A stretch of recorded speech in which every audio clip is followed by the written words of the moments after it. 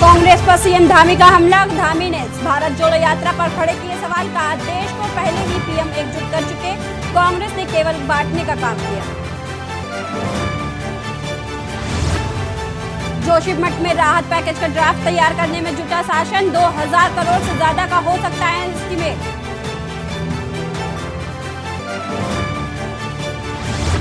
उत्तराखंड के पिथौरागढ़ में कई जगह लगे भूकंप के झटके। रिएक्टर स्केल पर 3.8 रही तीव्रता।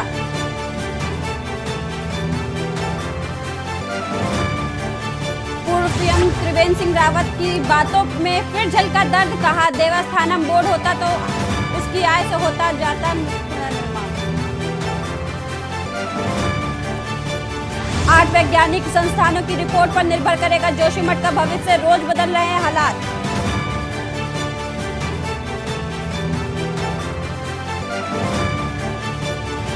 उत्तराखंड में बर्फबारी से ढके 6 हिल स्टेशन। सर्दियों में घूमने के लिए है बेस्ट ऑप्शन।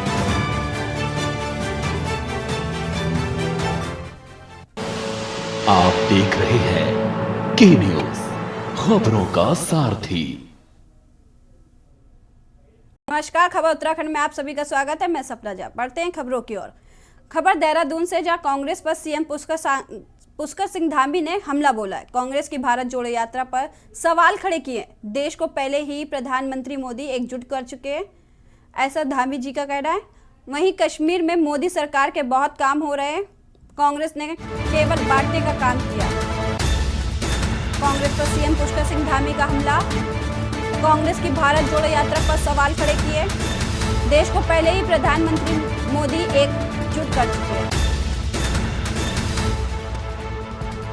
खबर देहरादून से है, जहां मुख्यमंत्री पुष्कर सिंह धामी ने कांग्रेस पर जमकर हमला बोला है और साथ ही कांग्रेस पर बांटने का आरोप लगाया।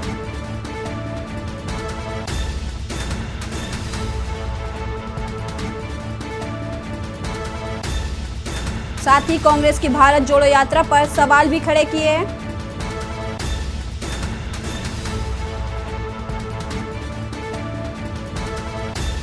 खबर देहरादून से है, जहां कांग्रेस पर सीएम पुष्कर सिंह धामी का हमला।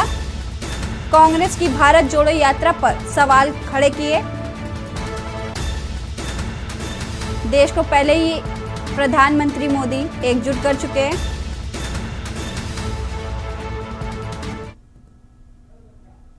यूपी के मुख्यमंत्री योगी आदित्यनाथ ने लखनऊ के इंदिरा गांधी प्रतिष्ठान में आयोजित प्रदेश भाजपा की कार्य समिति की बैठक के उद्घाटन सत्र को संबोधित किया और गुजरात में भाजपा की 7वीं बार रिकॉर्ड तोड़ जीत के लिए पीएम मोदी की प्रशंसा की। जिसके बाद आधे घंटे का ब्रेक हुआ और इस दौरान हमारे एग्जीक्यूटिव एडिटर प्रदीप विश्वकर्मा ने कैबिनेट मंत्री जेपीएस राठौर और गन्ना मंत्री चौधरी लक्ष्मी नारायण से खास बातचीत की। कार्य समिति की बैठक चल रही है और हमारे साथ में जेपीएस राठौर साहब हैं, जो कि कैबिनेट मंत्री हैं। और सबसे बड़ी बात है कि उन्होंने संगठन में बहुत अहम रोल अदा किया है और उससे भी बड़ी बात है कि वो IITian हैं, गोल्ड मेडलिस्ट हैं और संगठन में उन्होंने अभूतपूर्व योगदान जो दिया था, जिसकी वजह से ही सरकार बनी थी और अब कैबिनेट में मंत्री हैं। हम उनसे बात करेंगे। सर, बहुत स्वागत है। धन्यवाद भाई साहब। क्या जानना चाहते हैं? ये बताइए, कार्य समिति की बैठक चल रही है, अध्यक्ष जी का भाषण हो चुका है, मुख्यमंत्री जी का भाषण हो चुका है, क्या संदेश निकल करके आया है? अभी राष्ट्रीय कार्यकारिणी का जो संदेश है, वही संदेश प्रदेश कार्यकारिणी का है और वो संदेश स्पष्ट है सभी लोगों को कि 2024 लोकसभा चुनाव है, उसकी तैयारी कैसे होनी चाहिए। भारतीय जनता पार्टी किसी भी चुनाव की तैयारी काफ़ी पहले से शुरू कर देती है। तो उसी परिप्रेक्ष्य में जो संदेश माननीय प्रधानमंत्री जी ने, माननीय राष्ट्रीय अध्यक्ष जी ने दिया है, उसी संदेश को माननीय मुख्यमंत्री जी ने, माननीय प्रदेश अध्यक्ष जी ने भी यहाँ पर हम सभी कार्यकर्ताओं को दिया है। और किस तरीके से हम सभी कार्यकर्ता सक्रिय होकर और पूरी ऊर्जा के साथ 2024 में एकजुटता के साथ जुटे और 80 के 80 लोकसभा सीट भारतीय जनता फिर से पार्टी जीते।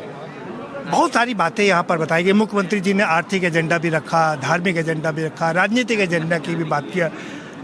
बहुत अच्छी पर्दा से दिखाई दे रही, लेकिन चुनौतियाँ क्या हैं? कहाँ लगता है, कौन सा वर्ग है, कहाँ क्षेत्र है जहाँ पर आपको चुनौती मिली? ऐसा है कि चुनौती कोई ना कोई राजनीति में खड़ी होती रहती है, लेकिन भारतीय जनता पार्टी सभी प्रकार की चुनौतियों का सामना करने के लिए तैयार है। चुनौती हमको दूसरे विपक्षी दलों के झूठ और फरेब से है कि ये सोशल मीडिया के माध्यम से कुछ न कुछ नए वितंडेबाज खड़े करते रहते हैं। ये हमारे लिए चुनौती है, बाकी कोई चुनौती नहीं है। धन्यवाद। 73 सीटें जीती थी 2014 में, आप संगठन में थे। जी। उसके बाद अब आप कैबिनेट में हैं, तो क्या डिफरेंस महसूस कर रहे हैं? अब इस बार संगठन का भी अनुभव है और सरकार में भी हैं, तो 73 जीते तो इस बार 80 सीट जीतने का प्रयास करेंगे और मुझको लगता है कि हम इस लक्ष्य को पूरा भी करेंगे। बहुत शुक्रिया के न्यूज़ से बात करने के लिए। तो ये हैं जेपीएस राठौर साहब। एक सवाल और सर आपसे जानना चाहेंगे, माफ करिएगा, छूट गया। ये सहकारिता एक बहुत ही महत्वपूर्ण विभाग है आपके पास में, और गृह मंत्री के पास में भी सहकारिता विभाग है। वो कहते हैं कि सहकारिता एक ऐसा विभाग है जिसमें जन जन को जोड़ा जा सकता है। कैसे जोड़ रहे हैं आप? ऐसा है कि सहकारिता बहुत ही अच्छा विभाग है, जिसमें ग्रामीण क्षेत्र के जो हमारे कृषक हैं और बाकी जो ग्रामीण हैं उनको जोड़ने का काम होना चाहिए था। लेकिन दुर्भाग्य की बात यह है कि पिछली सरकारें जब सपा बसपा की रहीं, इन्होंने सहकारिता विभाग को बिल्कुल मतलब नष्ट करने का काम किया है। अब हमारी प्राथमिकता है कि हम लोगों को फिर से भरोसा दिलाएं कि सहकारिता विभाग के माध्यम से किसानों का कल्याण होने वाला है। तो उसमें बैंकिंग को हम मजबूत कर रहे हैं ताकि हर ग्रामीण को जो दूरवर्ती गांव में भी रह रहे हैं तो उनको भी बैंकिंग की व्यवस्था से जोड़ा जाए। उनको किसी प्रकार की लोन या ऋण की ज़रूरत है, उनको बच्चों को पढ़ाई की ज़रूरत है, तो उसको हम पूरा करें। दूसरा, उनको कृषि कार्यों के लिए किसी प्रकार की पैसे की आवश्यकता है, खाद बीज के लिए ज़रूरत है, तो उसको हम पूरा करें। भारतीय जनता पार्टी ने तय किया है कि सभी हमारी 7500 जो प्राथमिक सहकारी समितियां हैं गांव स्तर पर, उनको हम सक्रिय करेंगे। अभी केवल 2800 साधन सहकारी समितियां ही सक्रिय हैं। हम सभी सहकारी समितियों को 1 साल के भीतर सक्रिय करेंगे और सभी जो हमारी एपेक्स बॉडीज़ हैं, जिला सहकारी बैंक हैं, इनको भी अच्छे से अच्छे तरीके से काम करने का काम करेंगे। हमारे साथ कैबिनेट मंत्री चौधरी लक्ष्मी नारायण जी हैं, गन्ना मंत्री हैं, जरा उनसे बात करेंगे। सर बहुत स्वागत है के न्यूज़ में आपका। ये बताइए, मुख्यमंत्री जी ने कहा कि 1,90,000 करोड़ रुपया डीबीटी के माध्यम से दिया गया है, के खाते में दिया है। जी। क्या लगता है कि ये वर्ग भी आपको इस बार वोट बैंक बनने वाला है आपका? देखिए, किसानों के खाते में हमने जो डीबीटी के द्वारा 1,90,000 करोड़ रुपया दिया, उससे किसान ने उत्साहित होकर पहले जो 2017 से पहले क्षेत्रफल था उससे 28% क्षेत्रफल गन्ने का बढ़ा है। और आज पूरे देश में सबसे ज़्यादा चीनी उत्पादक हम हैं। 40% चीनी हम पैदा कर रहे हैं पूरे देश, इसलिए, और गन्ने की नई नई वैरायटी हम ईजाद कर रहे हैं। निश्चित रूप से गन्ना एक ऐसी फसल है जिससे किसान पूरी तरह से संपन्नता की ओर बढ़ रहा है। जयंत चौधरी ने चिट्ठी लिखा है मुख्यमंत्री को गन्ना का मूल्य बढ़ाए जाने को लेकर। देखिए, मैं उनके बारे में कोई बात नहीं कहना चाहता। वो श्रद्धेय चौधरी चरण सिंह की तीसरी पीढ़ी के वे हैं। चौधरी साहब किसान नेता थे। ये तो अमेरिकन लोग हैं, इनका गन्ने और भारतवर्ष से क्या मतलब है? क्या गन्ना मूल्य बढ़ेगा सर इस बार? कुछ प्लान है क्या? देखिए, बैठे। तो ये है चौधरी लक्ष्मी नारायण जी जो बता रहे हैं कि जो आरएलडी के नेता हैं जयंत चौधरी, वो इटालियन नेता हैं, अंग्रेज़ों के नेता हैं और उनका देश से कुछ लेना देना नहीं है, लेकिन उन्होंने गन्ना के लिए तमाम काम किया है और ये सरकार के लिए काफ़ी फ़ायदेमंद होने जा रहा है। कैमरामैन बलराम के साथ प्रदीप विश्वकर्मा, के न्यूज़, लखनऊ।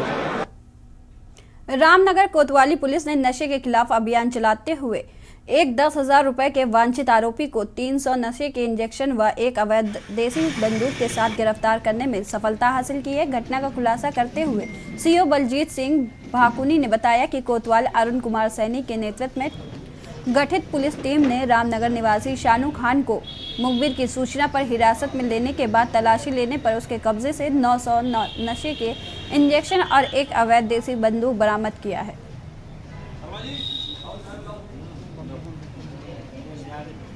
देखिए, सानू खान हमारे थाने का एचएस है, इसके पूर्व में काफ़ी अपराधी विकास है और ये बेसिकली उसमें गांजा और इंजेक्शन बेचने की इसकी शिकायतें आती रहती हैं और 2 मुकदमों में पहले हम कह सकते हैं वांछित चल रहा था। इस वांछित होने के कारण उसे 10,000 का इनामी घोषित किया गया था। कल इसे गिरफ्तार किया गया। गिरफ्तार करने पर 300 इंजेक्शन तथा और एक बंदूक बरामद हुई है, जिसे गिरफ्तार कर जेल भेजा जा रहा है। खबर काशीपुर से है, जहां जनपद उधम सिंह नगर में जल्द चमचमाती हुई सड़कों पर वाहन दौड़ते हुए नजर आएंगे। यह हम बात नहीं कर रहे हैं कि बल्कि काशीपुर लोक निर्माण विभाग के अधिशासी अभियंता का कहना है। यूँ तो काशीपुर के आवाम और क्षेत्र से गुजरने वाले पर्यटक लंबे समय से सड़कों की दुर्दशा को लेकर पीड़ित रहे, वहीं क्षेत्र की सड़कों की दुर्दशा किसी से छुपी नहीं रही।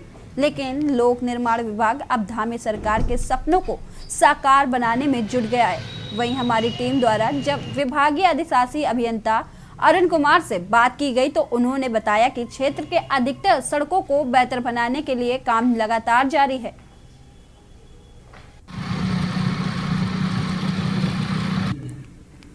देखिए, हमने अभी इस बीच में जो हमारे क्षेत्रांतर्गत आती हैं कि जो काशीपुर की मुख्य सड़कें हैं वो हमारी बहुत अच्छी स्थिति में हैं और लगभग पैचलेस हैं और हमने हमारा स्टाफ और उसमें दिन रात एक करके लगे हुए हैं कि जिससे कि जनमानस को कोई असुविधा ना हो और वो अपना आवागमन उनका आराम से।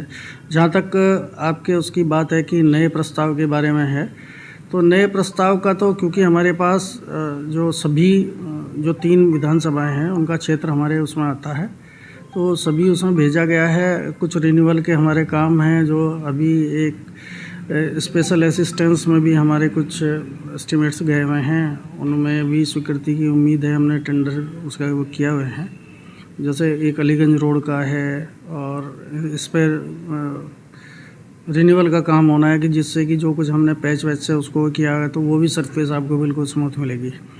इसके साथ साथ जो हमने ये NH 74 का अंदर का ये पोर्शन जो पुरानी NH हुआ करती थी उसका भी हमने काम खत्म किया है। वहीं खबर उत्तर प्रदेश के फरुखाबाद से आ रही है। राज्य GST विभाग इटावा संभाग इटावा के additional commissioner grade 2 Om Prakash Choubey एवं ज्वाइंट कमिश्नर अशोक कुमार बनर्जी द्वारा दिए गए निर्देशों के क्रम में SBI टीम के डिप्टी कमिश्नर सुलभ शर्मा द्वारा अपनी टीम के असिस्टेंट कमिश्नर चरण सिंह, फतेहगढ़ के सचल दल प्रभारी असिस्टेंट कमिश्नर अतुल उमराव व CTO अभिषेक मिश्र एवं गणेश यादव के साथ कायमगंज स्थित मैसर्स देव ट्रेडिंग कंपनी तंबाकू प्रतिष्ठान पर अचानक छापेमारी कर जांच पड़ताल की गई। अधिकारियों द्वारा दी गई जांच पड़ताल के दौरान मौके पर मौजूद स्टॉक का भौतिक सत्यापन कर अभिलेखों से मिलान करने पर प्रतिष्ठान पर 7 लाख रुपए की साबित तंबाकू पत्ती का 25,000 किलोग्राम स्टॉक कम पाया गया और 5,13,000 रुपए की नस्ब व कटी हुई तंबाकू का 17,700 किलोग्राम स्टॉक रजिस्टर में दर्ज नहीं पाया गया। जांच पड़ताल के दौरान 5,13,000 रुपए का माल स्टॉक रजिस्टर पर दर्ज न पाए जाने पर उक्त माल को अभिग्रहित कर प्रतिष्ठान मालिक से कर व अर्थदंड सहित 3,57,630 रुपए जमा करवाया गया। आगे व्यापारी को नोटिस भेजकर विवेचना की जाएगी।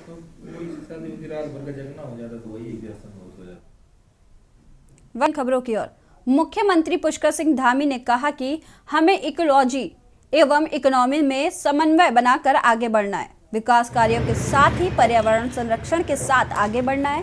पर्यावरण संरक्षण के कार्य के साथ ही लोगों को इसके प्रति जागरूक करने की वन विभाग की बड़ी जिम्मेदारी है। मुख्यमंत्री ने कहा कि मसूरी में आयोजित चिंतन शिविर में वन विभाग को राज्य में बंदरों एवं अन्य जंगली जानवरों से फसलों को होने वाले नुकसान को बचाने के लिए व्यापक कार्य योजना बनाने को कहा गया था। उन्होंने आशा व्यक्त की इस दिशा में विभाग द्वारा तेजी से प्रयास किए जा रहे होंगे। उन्होंने कहा कि वनों के माध्यम से लोगों की आजीविका जोड़ने पर विशेष ध्यान दिया जाए। मानव एवं वन्य जीव संघर्ष को कम करने, वन अग्नि की घटनाओं को रोकने के लिए आम जन से सहयोग एवं वन पंचायतों को मजबूत बनाने की दिशा में प्रभावी प्रयासों की जरूरत है। उन्होंने कहा कि उत्तराखंड जैव विविधताओं वाला प्रदेश है। राज्य में वन संपदाओं से राजस्व वृद्धि की दिशा में भी ध्यान दिया जाए।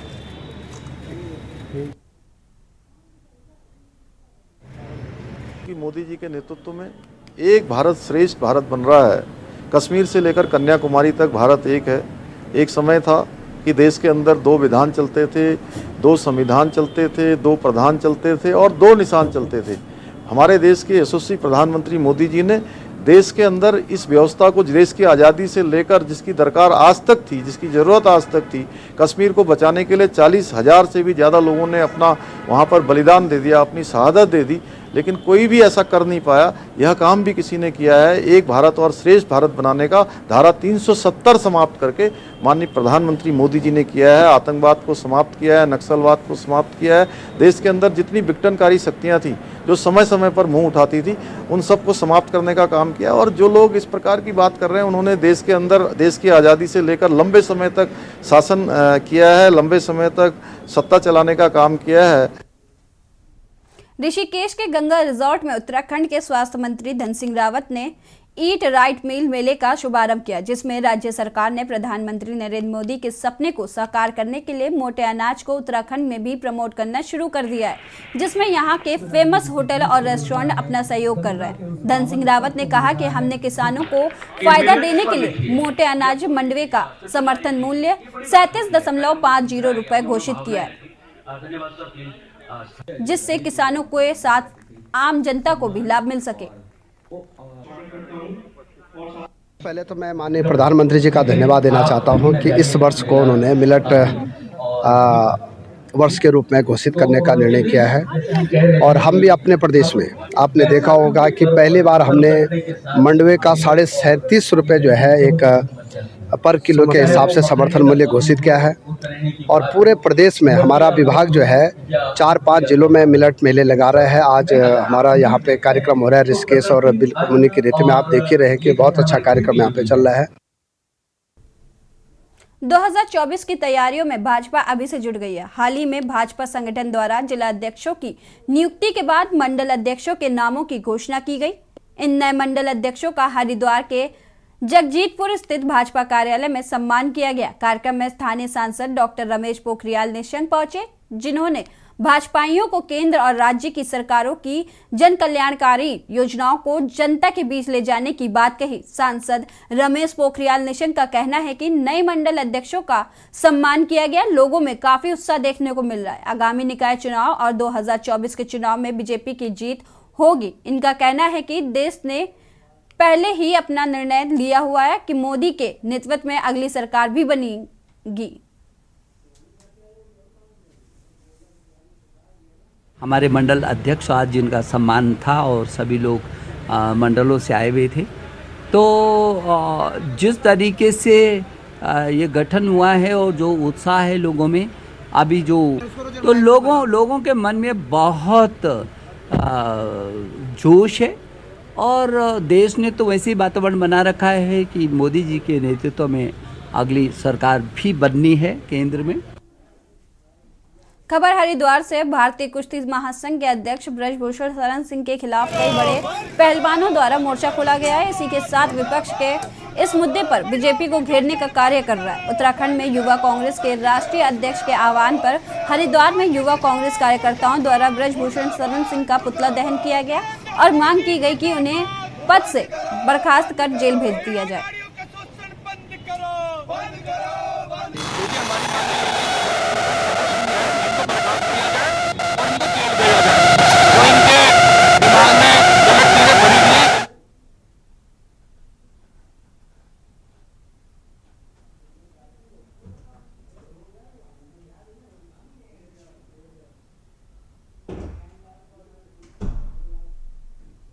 हल्द्वानी में गौला नदी में खनन कार्यों से जुड़े वाहन स्वामियों ने आरटीओ दफ्तर में प्रदर्शन करते हुए उनके ऊपर थोपे जा रहे अनावश्यक टैक्स व जीपीआरएस सिस्टम सहित अन्य मांगों के विरोध में प्रदर्शन किया और संभागीय परिवहन अधिकारी को ज्ञापन देते हुए बेरोजगार वाहन स्वामियों को रिलीफ दिए जाने की मांग की है। वाहन स्वामियों का आरोप है कि उन्हें वाहन सरेंडर है। उनके पास कोई काम नहीं है, उसके बावजूद भी आरटीओ ने उन्हें ग्रीन सिग्नल में डाल दिया है। साथ ही ट्रैक्टर और ट्रॉली में अलग अलग टैक्स लिया जा रहा है, जबकि एक टैक्स लिया जाना चाहिए। इसके साथ ही वाहनों के फिटनेस फीस 10 गुना बढ़ा दी गई है, जबकि उत्तर प्रदेश में अभी पुराने तर्ज पर ही फीस ली जा रही है।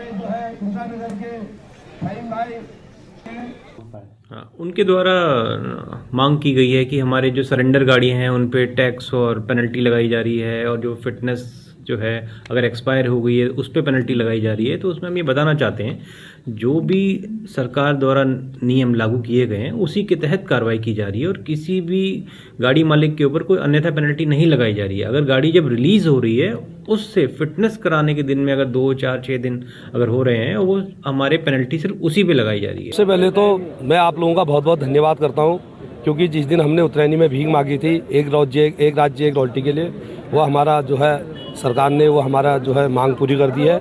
लेकिन कुछ मांगें हमारी ये हैं कि जो है हमारी गाड़ियाँ सरेंडर है, हम लोगों के पास काम नहीं है, और जो गाड़ियाँ हमारे अक्टूबर में निकलनी थी रॉयल्टी की वजह से और स्टोन क्रैशर की वजह से हम गाड़ी नहीं निकाल पाए, हमारे पास काम नहीं था।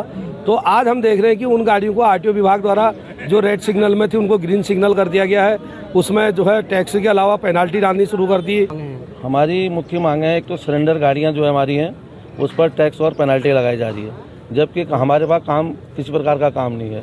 दूसरा, हमारी जो सरेंडर गाड़ियों की टूटी हुई फिटनेस है उस पर पेनाल्टी लगाई जा रही है।